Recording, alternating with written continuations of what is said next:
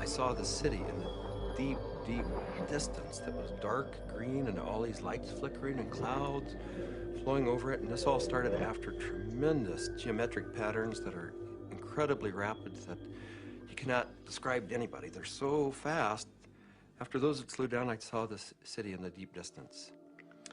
So I was sort of watching that, and then this ball of light goes right past me, right in front of me, like, what was that? It didn't scare me, except it was so close. After that, I started looking around. It's like you're in this place, and you're going, why am I in this place? And then I noticed that there is this woman off to my right with a real long nose. She had green skin. She was turning this dial, and I realized she was turning the volume of lights up and down on the city in the distance. And as soon as I looked at her, she noticed I was watching her. And she said, so what else do you want? I said, what else do you have?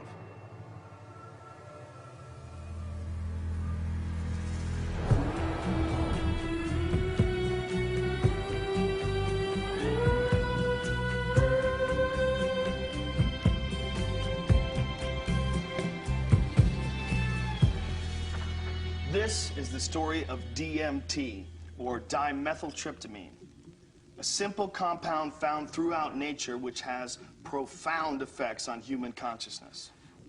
One of the things, besides what it does, one of the things about DMT that always fascinated me was the fact that it's such a simple molecule. DMT stands for dimethyltryptamine, NN dimethyltryptamine.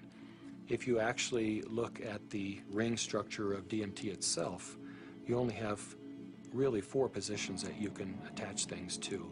So you can make diethyl or dipropyl. There are some other types of carbon chains you can attach to that end that do give you compounds that have activity, but very different from DMT. It biosynthetically, it's 2 steps from tryptophan. Right, 2 trivial enzymatic steps from tryptophan. Well, tryptophan is an amino acid, of course, and it's everywhere. So all organisms have tryptophan, and all organisms have the 2 key enzymes that lead to the synthesis of DMT.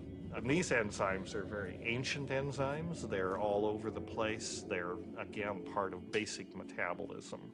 So theoretically, anything could synthesize DMT.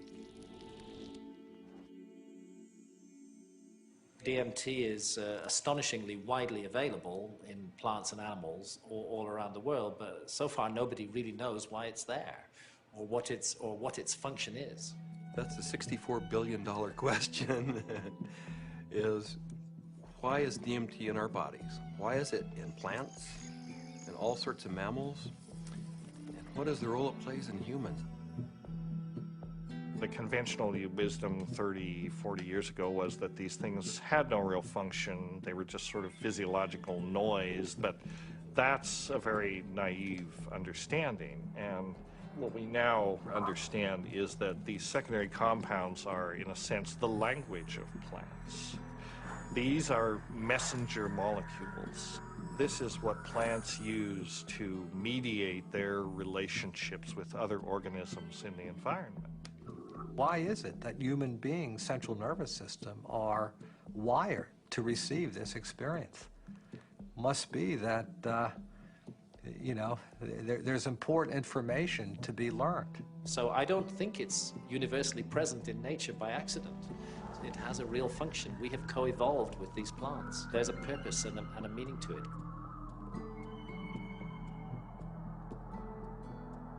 So it really fits in with the notion that DMT may be the common molecular language, resonant language, among all living beings on this planet and maybe others as well. I can't think of a more powerful tool to explore the whole question of what is consciousness. these substances are tools that can be used to expand awareness in all areas of life and apply that expanded awareness for the betterment of people's lives and their communities, their families, and our society.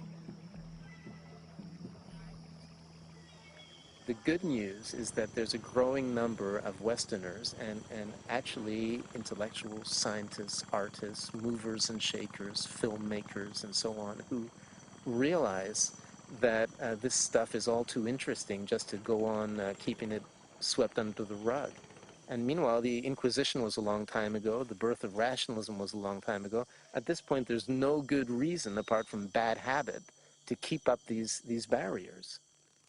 With the help of two concepts that are traditionally opposed, science and spirituality, we humbly reintroduce psychedelics back into the cultural dialogue. DMT, the spirit molecule, you know, it's a conundrum, it's a paradox.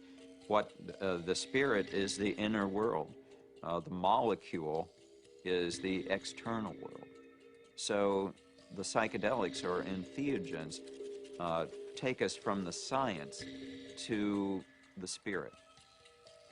I was drawn to the pineal gland, which is a very small organ in the center of the brain, which has always been an object of interest and even veneration for a lot of esoteric physiological disciplines. I thought, you know, it wasn't totally crazy to presume a pineal site of origin of DMT. Which, you know, fit in nicely with my theory that the pineal was somehow involved in naturally occurring mystical states.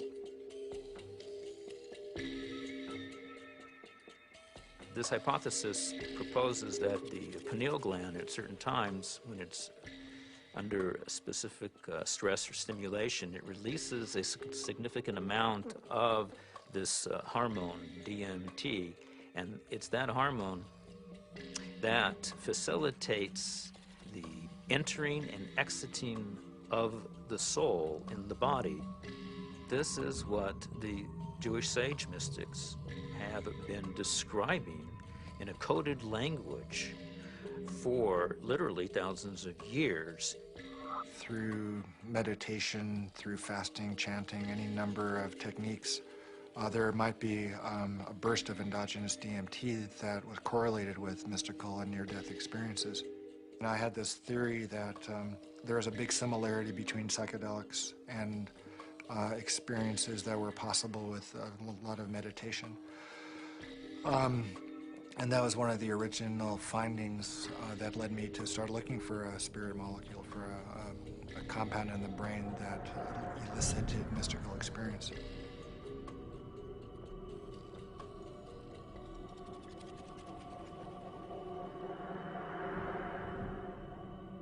I think there may be a role for DMT in explaining any number of hallucinatory phenomena, you know, that man has experienced, you know, throughout his history. Creativity, imagination, dream states, changes that occur due to isolation, trauma, starvation, all of which produce hallucinatory phenomena. These hallucinatory phenomena are explainable by the presence of compounds known to produce hallucinations. And the only compounds that we know of that are capable of doing this are the class of compounds known as hallucinogens. When thinking about spiritual states, I think endogenous hallucinogenic compounds and molecules that the brain can potentially release are probably very relevant to this topic, because on one hand, they may really help us to elucidate what is the neurochemical mechanism of these experiences. I mean, if we can say that there's a release of endogenous opiates, or we can say that there's a release of dopamine or something like that, and we can measure that release and we can see where in the brain those different molecules go, what receptors they activate or deactivate, and hence we can really learn a lot more about what these experiences are, because it really can allow us to match up these experiences that people have with hallucinogens, as well as understanding where they are related in the context of the brain's receptors and the different parts of the brain that may or may not become active.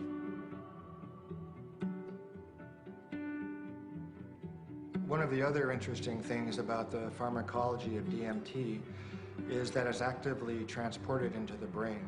And so you have to wonder about the role of DMT in just everyday, normal, perceptual, activity. Too much DMT and things become very psychedelic, or, not enough, DMT in the brain can make things dull and flat and gray. There's something that, for me, makes sense about DMT. You called it the spirit molecule. It might almost be called, the reality molecule. Philosophically, it makes sense that something that would be so fundamental to the way we perceive reality would be imbued out there in reality.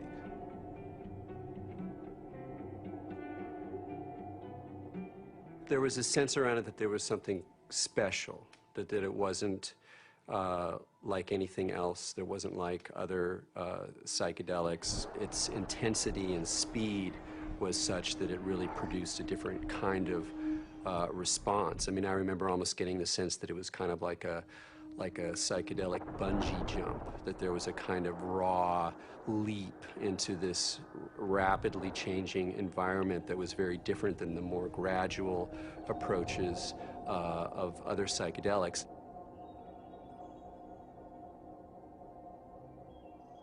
Smoke DMT is sort of like the drive-by shooting of psychedelics. You're in one place, bang, you're in another place, and then bang, you're back down. So it doesn't leave a whole lot of room for that narrative of who am I, what am I doing here, why am I in this space, what am I learning? It's almost like there was too much information to process in that few-minute span to integrate once you drop back down. Dimethyltryptamine, when it is administered, has a very rapid onset and a very short duration of action. This is because it's very rapidly broken down by the body so that it can be cleared. DMT is rapidly degraded by an enzyme in the liver called monoamine oxidase, or MAO. That's the reason it's not active when you take it by mouth. Whereas psilocybin, when you take it by mouth, it's not broken down by monoamine oxidase very quickly at all. So it gets through the liver and passes on into the bloodstream and into the brain.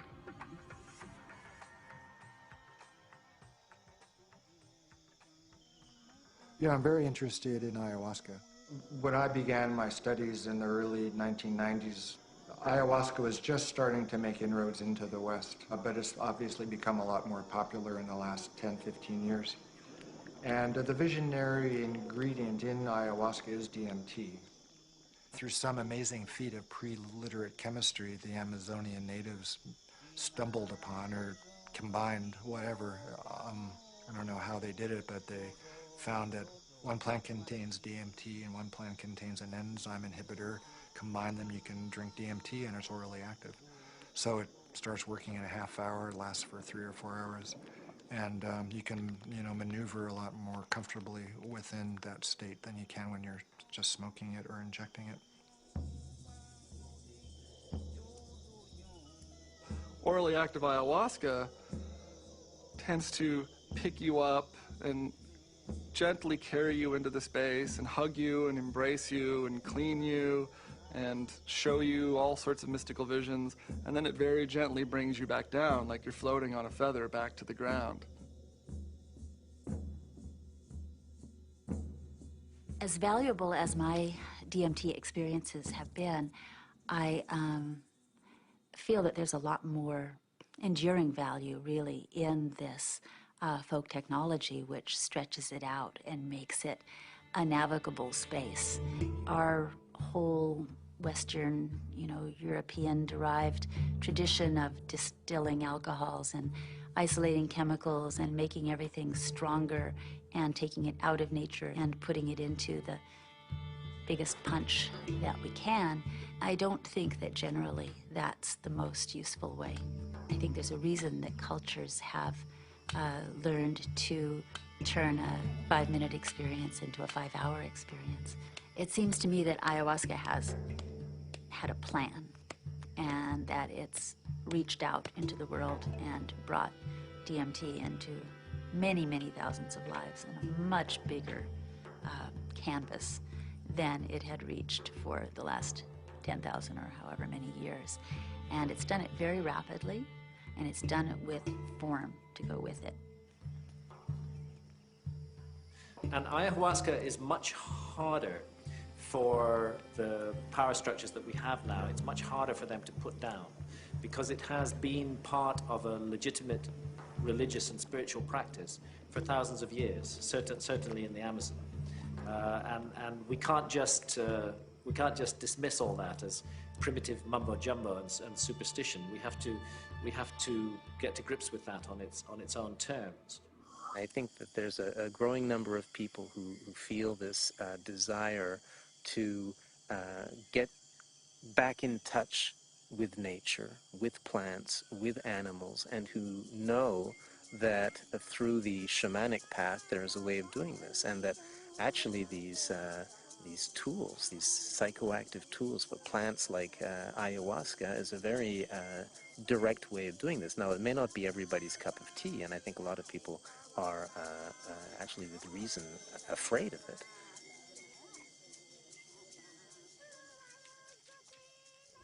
I think like a lot of people in my generation, I first heard about DMT through Terence McKenna. It was a very funny way to become aware of such a powerful and interesting and anthropologically rich topic as a compound like DMT, because it really became more, it was almost more of a concept than something that people were necessarily taking. The DMT flash makes it clear that disembodied consciousness is a possibility. I think that the whole tension of history and the tension of life seems to be about the shedding of the body.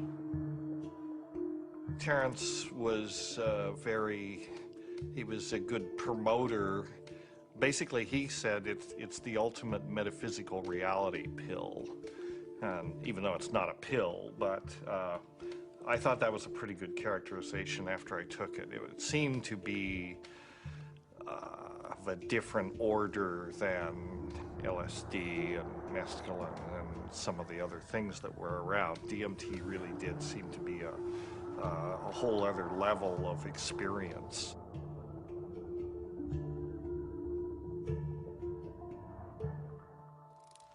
I ask that you suspend any opinions, either negative or positive, about these compounds. Whatever you believe their value to be, they continue to have profound effects wherever we find their use, whether it's contemporary Western culture or in the Amazon rainforest. It was in the 50s that the ayahuasca churches started going public. You know, there was a kind of a transition from the indigenous Indians in South America to the mestizo people in the cities, and then these churches, you know, the Santo Daime Church and then the UDV Church a little later, started doing ceremonies that would made the ayahuasca accessible not just to Indians, but to urban people in the big cities in Brazil, who are as far from the shamans as we are. In the early 1990s, the UDV established a branch of their church in the United States. In the late 90s, the U.S. Customs Department, along with the DEA, intercepted a shipment of ayahuasca. The church protested the government action. They contended that it violated the Religious Freedom Restoration Act, and the case was heard in the U.S. Supreme Court, and in February 2006, their decision was announced, and it was a unanimous decision on the side of the UDV. Why is it that in the entire Western world, these substances that have been found to be so interesting by hundreds of cultures for thousands of years are prohibited? How did these cultures that consider themselves to be enlightened, democratic, and scientific get to declaring plants illegal? It can seem weird, but there's clearly something deep and revealing about the nature of these societies. Our society values alert, problem-solving consciousness, and it devalues all other states of consciousness. Any kind of consciousness that is not related to the production or consumption of material goods is stigmatized in our society today. Of course, we accept drunkenness. We allow people some brief respite from the material grind. A society that subscribes to that model is a society that is going to condemn states of consciousness that have nothing to do with the alert problem-solving mentality. And if you go back to the 1960s, when there was, a tremendous upsurge of exploration of psychedelics, I would say that the huge backlash that followed that had to do with a fear on the part of the powers that be, that if enough people went into those realms and those experiences, the very fabric of the society we have today would be picked apart, and most importantly, those in power at the top would not be in power at the top anymore.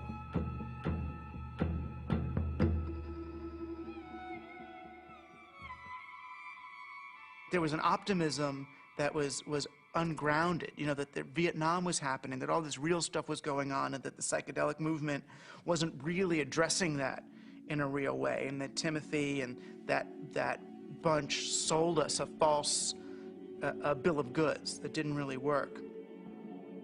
So we are now, whether we like it or not, in the psychochemical age. In the future, it's not going to be what book you read, it's going to be what chemicals do you use to open or close your consciousness. Chemicals can help us learn faster. Chemicals can help us expand or contract our consciousness. The atmosphere in the 1960s was, we are doing research here. We are dedicating our lives to trying just about everything on the planet. So we would try it. Then we would talk about it, then we would evaluate it. We regarded ourselves more or less as spiritual pioneers. I mean, the way I look at the 60s, you can see it as a kind of failed attempt at a mass cultural voyage of initiation. So people would try to go out into these other realities, but they didn't have a basis for it. There weren't wisdom traditions and elders, there weren't like connections of shamanic lineages, so people would go out and they would kind of like smash apart. Timothy Leary really so discredited a scientific approach to studying this, because he started off doing interesting research and then got into advocating use in a way that was incredibly threatening. Culturally, we reacted, and politically, it became impossible to do this sort of research. Funding agencies didn't make resources available. Regulatory agencies increased the practical hurdles for initiating this kind of research. And I think people who had interest in research of this type largely were discredited because of their interest in the research. Social, political, scientific issues that came together pushed these drugs out of the scientific marketplace.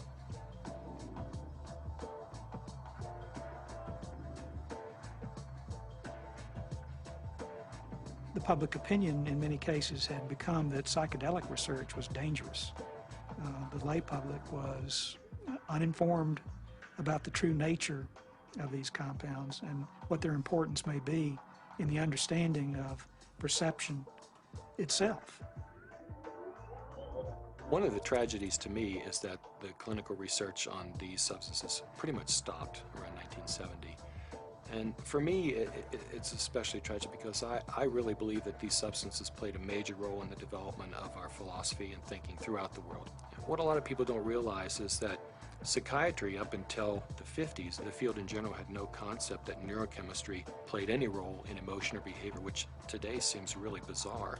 And the discovery of LSD and its potent effects on the human psyche occurred almost contemporaneously with the discovery of serotonin as a molecule in the brain. And it was really when people looked at the structure of serotonin and compared it with LSD that they really began to think, maybe neurochemistry plays a role in brain chemistry and behavioral states. If LSD had not been discovered, I doubt we would have had any of the drugs we have, at least not as quickly as we do for treating depression and so forth. Once these drugs became abused and scandalized, psychiatry had to really work hard, to distance themselves from any valid scientific scientifically meritorious relationship with psychedelics. Being a psychiatrist and saying you want to learn or study about psychedelics, it's not that well received. And I made one mention one time and was discouraged from really bringing it up again for actually a number of years. For cultural reasons, the whole class of compounds got pulled off the clinical bench, and no research has gone on for 40 years. So scientifically, I can't imagine a more exciting area to be pursuing. How does one go about studying these plants and compounds? Plants and compounds which produce unimaginable experiences and appear to shed light on some of humanity's greatest mysteries. In order to answer that question, Dr. Strassman conducted the first human psychedelic research in a generation.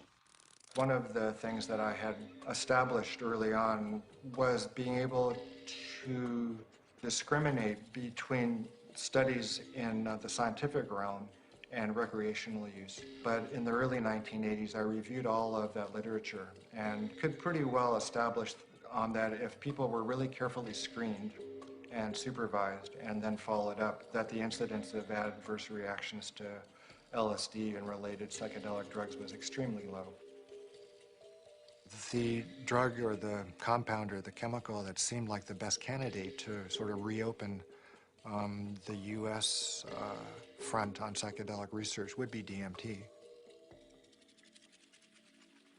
was really, it was exciting for me because I thought this is the first study in a generation.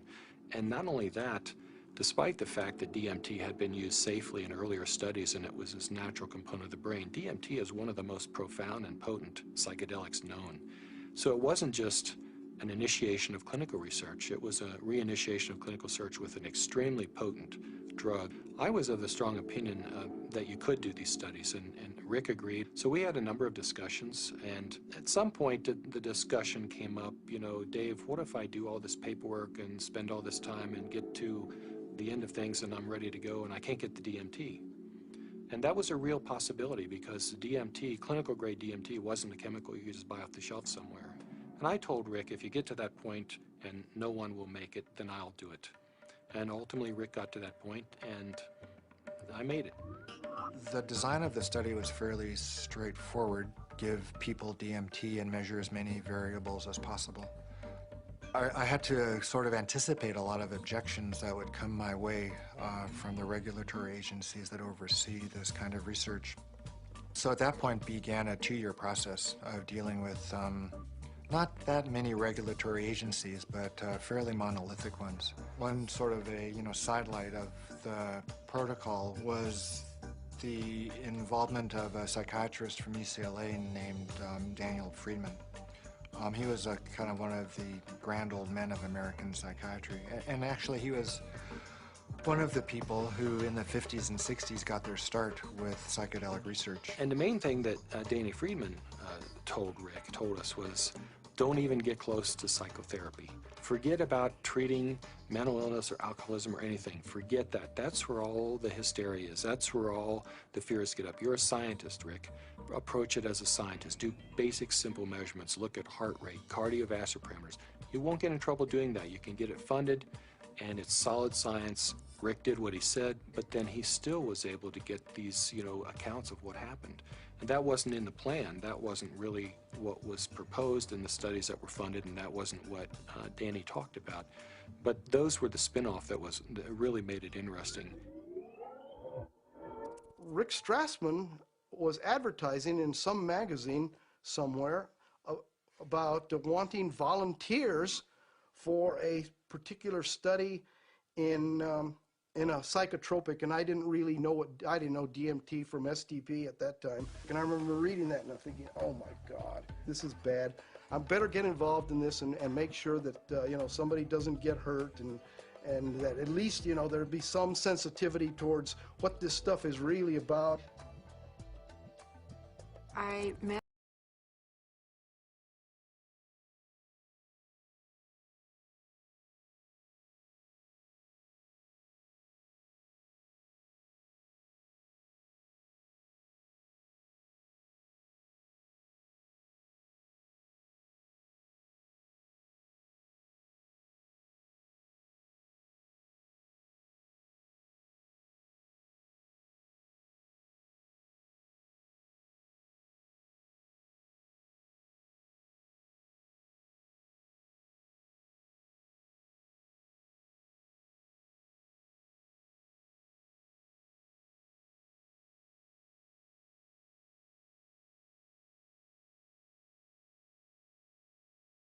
And then other people who I think were just interested for their own personal growth and yeah, or curiosity. Once we actually got into the preparation for the actual trips, Rick asked me about roller coasters. Do you like roller coasters? You know, the sensation of going up really high and then slamming back down towards Earth. And I said, no, I hate them. They're horrible. And he said, not good. I just wanted to go with the experience, learn as much as I could, absorb as much as I could, and be humble to it. The idea of legally sanctioned psychedelics was just very compelling. Plus, you're in a hospital, so should you get that uncomfortable experience that you're dying, you're with doctors in a very safe environment from that point of view.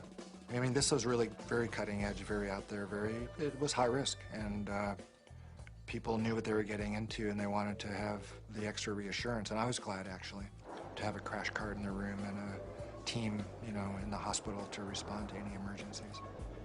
You're in this hospital room, and there's all the sounds and the smells and just the prior experiences of being in the hospital. You know, all these negative things come back. So there was the whole environment to be overcome, because little did I know that it didn't matter where I was. I wasn't going to be in my body. I was going to be out in the universe, and it didn't matter where you launched from.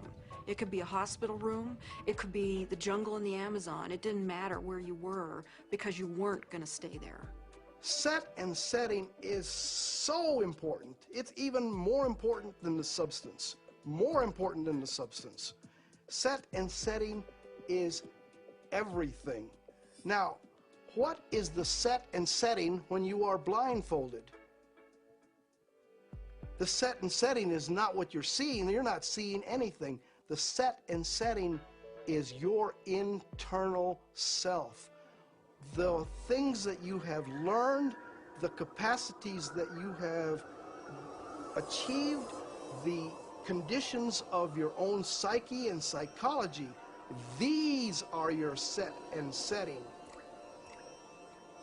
It's the medicine combined with or interacting with the set and setting that creates an effect of safety, of trust, of comfort, and of resourcefulness that makes it possible for you to take some big leaps and receive some big gifts. And if that's not there, you just get terrified. So I didn't really have physical fears so much that they would die or have a stroke. I did have some fears about people's mental health, you know, especially with some of the higher doses. We gave one gentleman who had a lot of experience with the drug one dose, and he didn't think it took him far enough. So then we gave him a higher dose, and he was gone. He was really gone. It reminded me of something from The Exorcist. I mean, he just boom, sat bolt up in the bed, and his eyes opened up, and they were completely dilated and black. And I almost thought he was going to turn his head completely around. And I remember looking at Rick, and Rick looked at me, and I thought, oh my God, he's gone. I hope he comes back. And he did. The countdown was like, you know, counting down for preparing for your death, like waiting to surrender. And you'd feel the coldness, and the coldness just going through your veins, and it's really indescribable. It's hard to, you know, it's like ice going through your veins. And the next thing that would happen, besides my racing heart, is this burning sensation would happen on the back of my neck. I mean, this was reliable. This is like clockwork. This happened every time that you shot me up with DMT. And then there'd be a hum, and the hum would get louder and louder, and to the point where it broke apart everything that I was or knew. It was just this. It just got louder and louder until you just had to surrender to the sound. And then you were there. I would get a warm, full feeling, a golden feeling in my chest before it went to my head. And I'd feel this warm rod, about 1.5 inches in diameter, start growing up inside my central channel. It would come up and sort of slow, warm up my chest, go up through my head, and slow down and put tremendous pressure in my sinuses behind my eyes, and slow down, start to grow and distend the skin behind my forehead about 1 inch, behind my hairline. And when it had, I was afraid it was going to pop my skin a few times because it was a very physical feeling. About 1.5 inches, 2 inches above my skull, when it popped through there, then the psychedelic trip would start. I thought I died. I saw the white clouds, you know, the Renaissance white fluffy clouds with the gods and the angels and all that stuff is what I saw.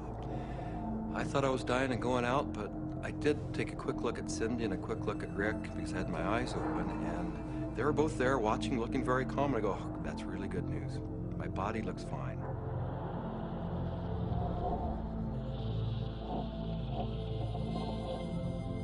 So I didn't know whether it was my birth I was re-experiencing, my death which was yet to come, because I know that time crumbles. The linearity of time is totally meaningless in these states. You are at the Godhead, the point where all time folds in on itself. More and more layers of my humanity start peeling off. Finally, the last, you know, almost the last layer, and I can't even describe what it is, but you have, at some reaches way in there, there is like the last layer of that which defines you as a human being, and it goes click. You are no longer a human being. In fact, you're no longer anything you can identify. There was no concept of time. It was so disorienting. I was so terrified. I have never in my entire life been so terrified to be blasted out of my body, to leave my body behind, to be going at warp speed backwards through my own DNA, out the other end, into the universe. And so I went right into this white light. As soon as I went into it, I lost any sense of being different, any sense of what I was doing, past, any sense of future. It was absolutely blissful and euphoric, and I just felt like it wasn't I. I was everything. I was the light. There was no sense of separation, no shadows, no differences, no past, no future. It was all present and white yellow light. Then I felt myself falling out of this light, and as I fell out of it, I could feel the light was like a glow, like the sun with flames coming out and lapping out, and I could already start to feel this tremendous separation. I reached across, and it was suddenly I'm in the universe, in this huge void, with these beings on the other side, and I put out my hands, and this incredible rainbow of pink light went between me and these entities. And I was trying to make it be like a white light, but it was this incredible pink light, this energy of love that this capacity of love that we as human beings have, that I was trying to just send to them. This meteor-like trip through the infinite space of the interior consciousness is up pops the picture puzzle pattern door. And I'm now whizzing through this sucker like if it was nothing. I'm flying through it. But now I know what the picture puzzle pattern door is. The picture puzzle pattern door is the farthest reaches of your humanity. This is the doorway into what defines you as a human being. When you go past that, you stop being human to a degree, and the further you get past this point, the further away you go from being a human being. But right here, this picture puzzle pattern door is everything. It's everything. It's what defines you as a human being. This picture puzzle pattern door is you. This is like the actual core of where all of reality is emanating from. This is where meaning comes from. Symbols were pouring out. They were intertwined. Every symbol and letter and in every language was pouring out of this point. And I looked around at my environment and I was trying to absorb everything, to understand, but there were all of these machines or structures or things that I had never seen before, that I had no idea what they were. I was like a caveman in a computer lab. I didn't have any idea, but I knew in my intellectual awareness that this was a very advanced civilization or life forms or whatever they were. They were so far advanced from what we know here on Earth. There's one state in it, I call it the hobby horses, and they're interlocking, reticulating, vibrating hobby horses, and I use that's what they seem like to me. They interlock and they form a visual pattern that seems infinite in scape. And then you're on the inside, outside, inside, every side. And so it's less possible to use, words sort of start to escape you. The texture of the space was very much like an animated Mexican tile. It seemed to be hyper vivid in color, in a Technicolor sense, but also very clay-like and earth, like with an earthen, pointing towards earth, but not really being of earth.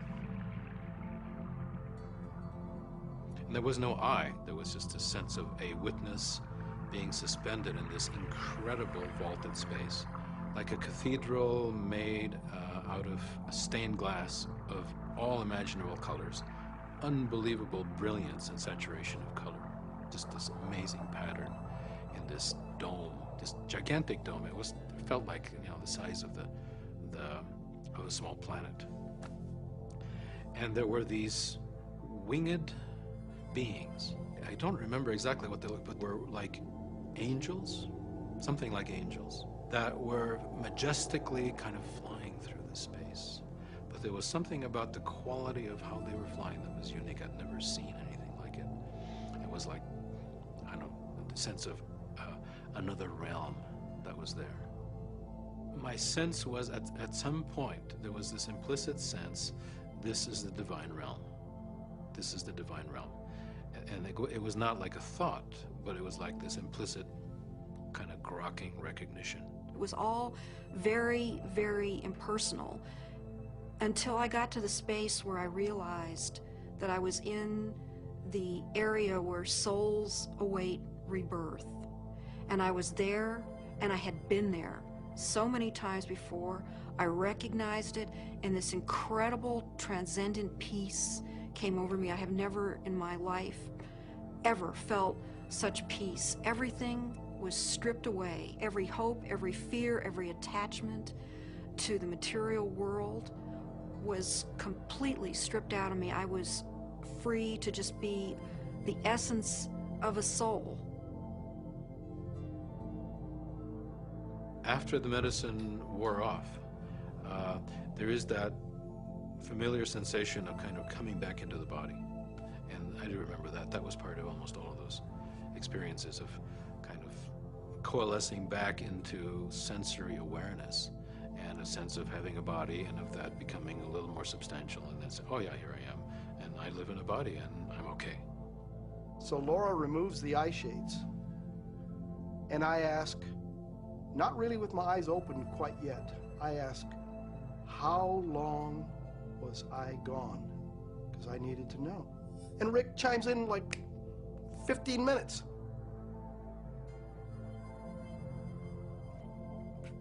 For a moment, I'm shocked. I'm like,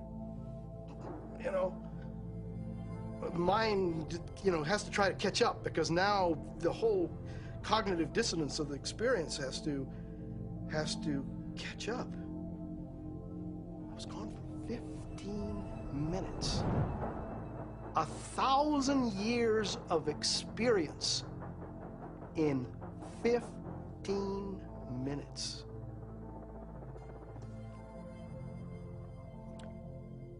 Well, to say the least, it was profound. It was profound. I mean, it's amazing. I mean, it's amazing what a human being can experience in a hospital bed. I mean, they can experience almost the whole universe. You know, life, death, everything in between. This is not some recreational thing, and I don't believe anybody should enter this lightly. It is life transformative. It will perhaps shake you enough to realize, you know, that you need to be awake to the fact that you don't know, and that is the beginning of starting to know. What we see here is such a tiny part of what is real. I get really frustrated because, of course, there's no way to prove that where I went was deep space, that I encountered, you know, other entities, other life forms that exist in this universe. At some point, maybe our civilization will become advanced enough and we will throw off these anchors of impossible thought, that these things are impossible, that it's not, you know, that everything that exists where we can see it. I wrapped up the studies in '95 and really just had to take a break for a couple of years. I was aware of a growing sense of discomfort with what I was doing because I just couldn't explain it. And it seemed to me if I couldn't model and explain what was going on that I was doing and just, you know, bringing people to the edge of these kinds of experiences, it seemed like I ought to. That it was a little irresponsible to be sort of pushing people off the cliff like that without really knowing exactly what it was and accepting and understanding and feeling comfortable with that model. And, you know, I think what began dawning on me after a while once I stopped the study was that I was really dealing with a spiritual phenomenon. What do these experiences say about the nature of reality, the nature of our minds, or the function of our brain that we can so quickly shift into these alternate realities? Let's take a step back and consider how these experiences inform us about ourselves, our consciousness, and the symbiosis of the two. It started seeming to me that what was happening with DMT, particularly with respect to some of these reports of entering parallel or alternate or freestanding parallel sorts of realms of existence, is that indeed was what their consciousness was doing. The chemistry of their brain, which is the organ of consciousness, was being changed by DMT in such a way that they could then receive information that we weren't able to receive normally. Yes, there's the experiences from DMT and ayahuasca, and they have their function. But if we'll also look at what it enables us to see, it just rips that filtering mechanism away for a few minutes, and for a few minutes you're immersed in sort of this raw data sphere of input, of sensory input, of memories, of associations. I mean, it seems like the brain builds reality out of these things, what you're experiencing, what you have experienced, and how you associate and synthesize these things together to tell yourself a story, essentially, about what's going on, where you are in space and time.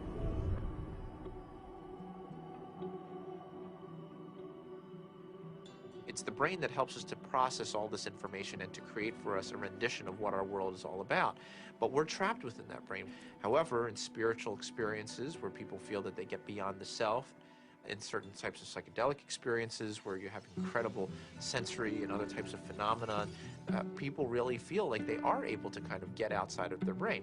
We have to take a very big look at what is going on within them when they have the experience and try to understand how it happens physiologically and try to make sense of it from the subjective perspective as well as from the objective perspective. I don't think you can just say, let's just explain it away on the basis of science. What I was doing early on when I was hearing these reports were interpreting them, calling them psychological or brain chemistry aberrations or whatever, that there was a part of the brain that was being dinged that was responsible for the alien appearance phenomenon. This is not a new phenomenon. Entities in altered states, have been recognized for an extremely long time in many cultures over the millennia. Helpers, spirit assistants, angels, all of these different entities have been fairly common throughout man's experience of altered states and through much of man's mythology.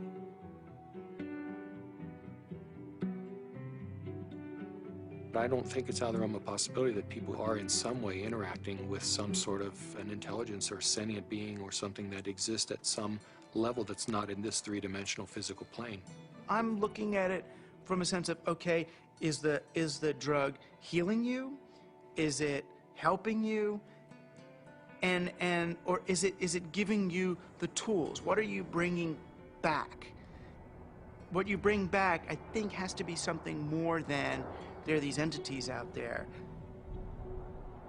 The best psychedelic explorers are people who realize that even the truths they see on a trip are not truths, but new models, new what-ifs, alternative frames.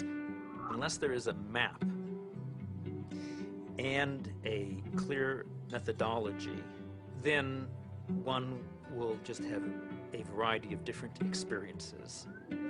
All these various experiences that have been reported from NDEs, near-death experiences, alien abductions, alien encounters, sexual ecstasy, I believe all of these experiences, in fact, are fractals.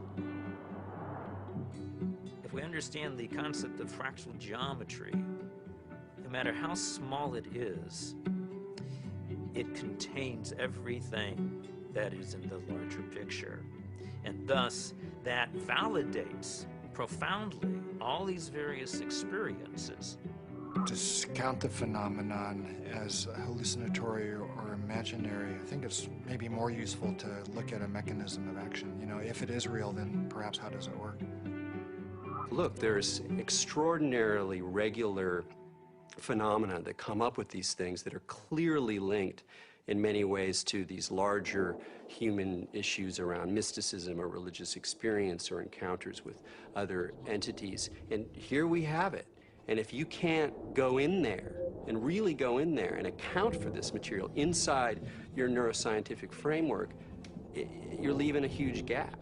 You got to account for this stuff the way you got to account for dreams, the way you got to account for all sorts of psychoactive responses. Using DMT as an explanatory model, as kind of the mediator between our consciousness and a consciousness of a non-corporeal sort of reality, it's handy. With DMT, there are no words. I would try to wrap mathematical vocabulary around the experience afterwards.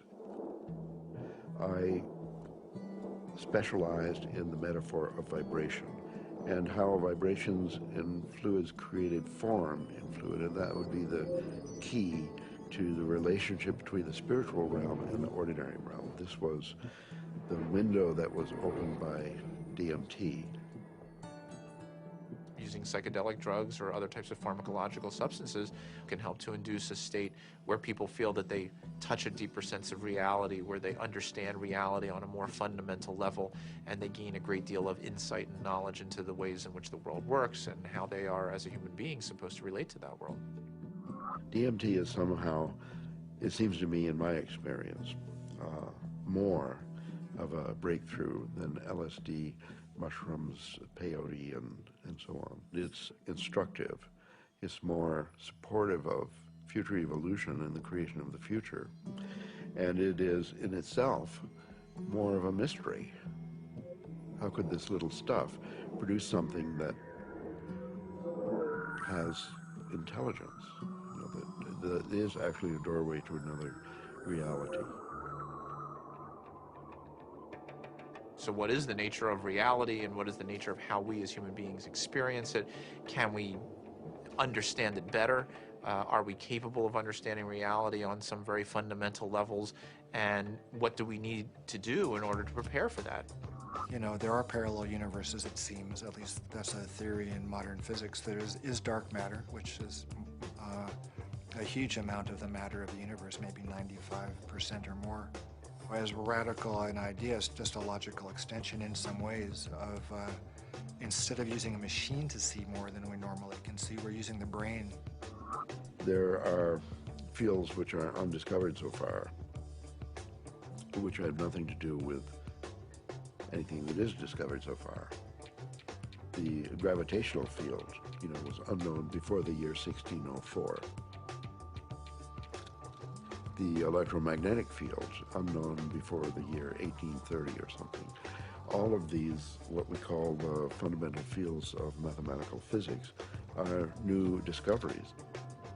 Dark energy is also even newer discovery, and beyond that are maybe more discoveries yet coming beyond our cosmos itself, in higher dimensions, as they say.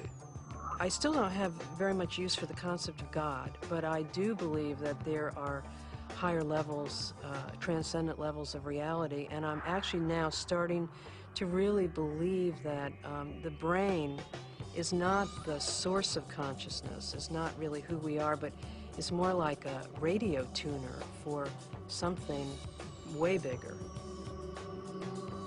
Are these experiences, spiritual experiences or otherwise, are they created by physiological processes, or is the brain itself responding to something that's going on? And the fact that somebody may actually find a way of turning on their brain to spiritual experiences, again, I mean, I'm not sure that that necessarily diminishes the reality or the realness of what those experiences are about.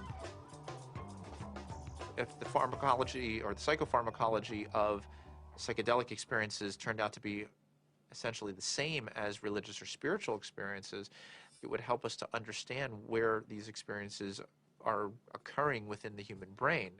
I'm actually quite convinced that we're probing the biological basis of moral and ethical behavior. I think these primary religious experiences really are at the bedrock of the world's religions. The research and knowledge and speculation about the pineal body and DMT is in fact the hand of God that is interacting with our natural evolution to stimulate and accelerate the process of redemption of individual and of collective global enlightenment. Because of my ayahuasca experiences, I consider myself a spiritual person. I know things now that I could never have known otherwise. This experience is so familiar for a lot of different people, and is so easily acquired, and so much information comes with so little effort that it is a kind of a miracle. It's a miraculous way for us to transcend ordinary reality and obtain maybe an intimation of what's necessary for survival. Ranging from new forms of medical treatment to a better understanding of the universe to life-changing spiritual revelations, these natural tools offer us the ability to seek greater knowledge. Tools that could positively affect life on our planet. Let's answer Dr. Strassman's question. If so, so what? Because of the collapse of consciousness, spiritual and scientific knowledge split apart. Both these modes of knowing have to come together. In other words, science and technology, from a traditional religious perspective, is not an extra. It is part of the process by which humanity is going to evolve into its next stage. How do we find like the right form for psychedelics in the future? I mean, assuming that psychedelics are part of the human future, right? For that, at the moment, they're still, you know, generally repressed and suppressed and legal. If that were to change, you know, how would we begin to construct a kind of system that would allow for a kind of rational and mature exploration of psychedelics? I think that the name of the game is to show science the pertinence of this somewhat outlandish realm. And it's not just crazy stuff. It shouldn't be considered as, let's say, not even worthy of interest or illegitimate. I actually think because it's declared off bounds, it just makes it interesting to start with. But one doesn't want to throw out the baby with the bathwater, and I think it's really important to stay faithful to science. What does it mean? Why is there a part of the brain that seems to be, for lack of a better word, a God detector? You know, what's the evolutionary advantage to having some part of the brain that seems to, you know, trigger and mediate experiences of the transcendent? The Kabbalah is revealing to us that the pineal body is actually the very edge of the higher dimension that is penetrating into our lower dimension, and it is located precisely in the middle of the brain. I can remember reading about Descartes, thinking that it was actually the interface between the spiritual dimension and the dimension of matter. And I remember studying that as a foolish idea from our history. And now it seems actually like a very interesting idea. What we are looking for out there is really in here. It is the doorway. It is the gate. So we focus on the transformative effect of the psychedelics. But it's also true that the reverse is true, that it requires transformation in order to embrace psychedelics. You know, it's one of the tricky paradoxes of postmodernism that psychedelics both require and produce a transformative effect. We have severed our connection to spirit. That's what our society has done. It has sought to persuade us that the material realm is the only realm, and the only way we're going to recover is to reconnect with spirit. And I truly believe we need the help of the plants in order to do that. Part of our work is to respect these medicines and then to change the culture enough that people doing them can be respected and held, and not everybody needs to do them, not everybody should or wants to, but that it isn't pushed to the side. And so part of that does involve then research, because that's how in our reductionist society we validate things.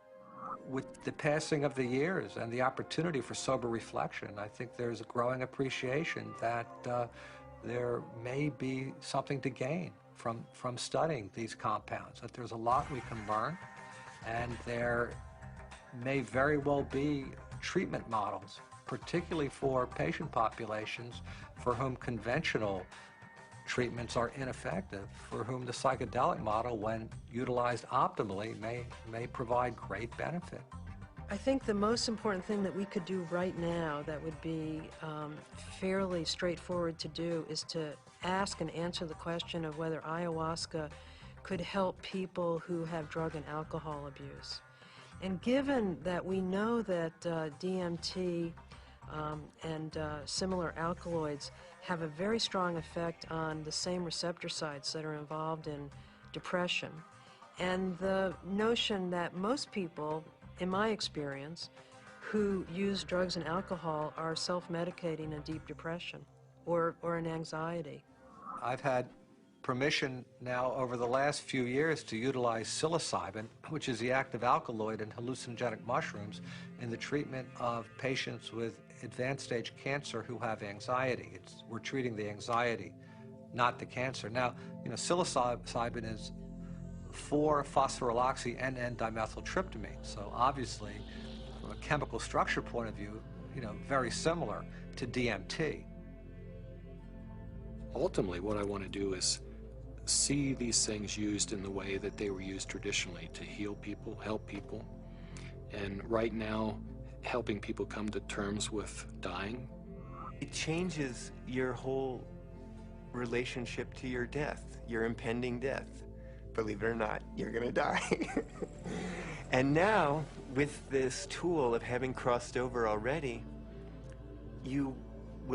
some of the fear around that will disappear. Now I'm beginning to wonder whether consciousness may actually survive biological death, that maybe the model that we've been working under in psychiatry and the behavioral pharmacology model is just wrong. It's backwards, actually. That consciousness is primary in the universe and matter is a result of. Utilizing substances like DMT or 5-methoxy-DMT may really help us prepare by practicing a transient dying experience. Thus far, we're observing very positive effects in regards to the nature of experience during the session and then subsequent effects on mood regulation and anxiety control, pain perception, and overall quality of life for cancer patients. By and large, our subjects do quite well in the time they have remaining. For those people who do come to terms with it, part of it is a recognition that these psychedelics open up a space that they weren't aware existed and sort of give them a vision of what could be past death, as well as a better perspective on the accomplishments they've made in life, a better feeling about what they've done in their own lives.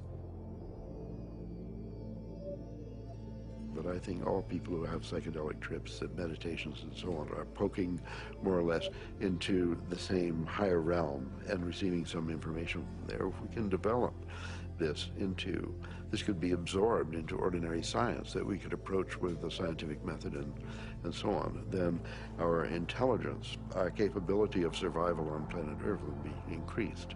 I mean, we're a dying species. We live on a dying planet. We're killing the planet. So our disease is extremely serious, and therefore we're desperate to find new information, ideas, and so on that can transcend. We have to evolve, and I think our intellectual evolution may be predicated upon the psychedelic pioneers.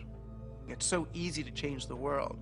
I mean, and that's the kind of thing that you can see on psychedelics. If you don't get trapped in the beauty and awe of the psychedelic experience itself. You know, it's like looking through the chandelier of reality from a different vantage point. You know, you can now project through those crystals in another way, and it's beautiful. But, okay, now come back, you know, now come back.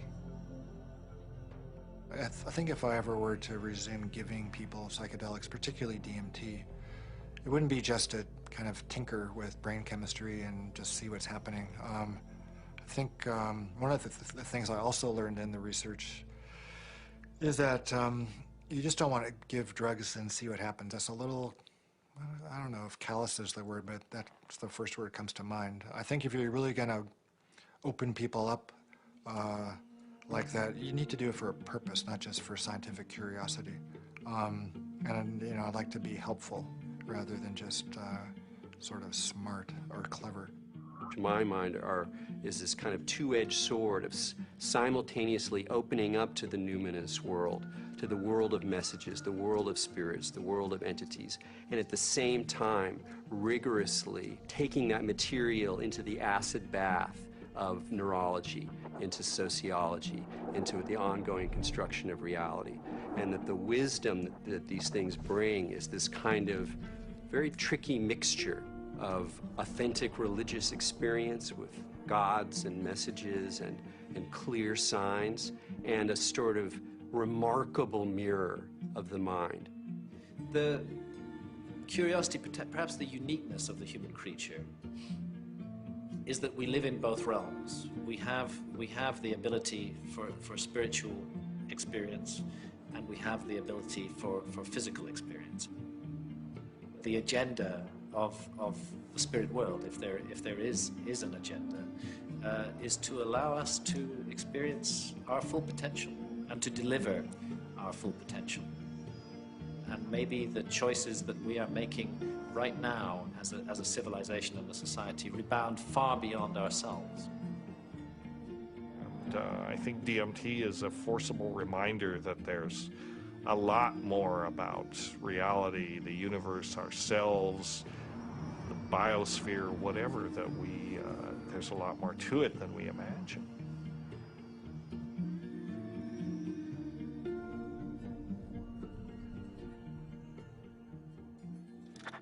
It seems our reality is not the only reality. Occasionally, the cracks reveal themselves and may even want to be discovered. As humans, we are creatures that thirst for knowledge. We spend time, money, and infinite energy searching for it, in schools, in churches, in business, and in technology. Knowledge is power, and thus our greatest quest. Dimethyltryptamine, a molecule with a complex name and the simplest ability to unlock the door to another dimension, and perhaps, just perhaps, our future evolution.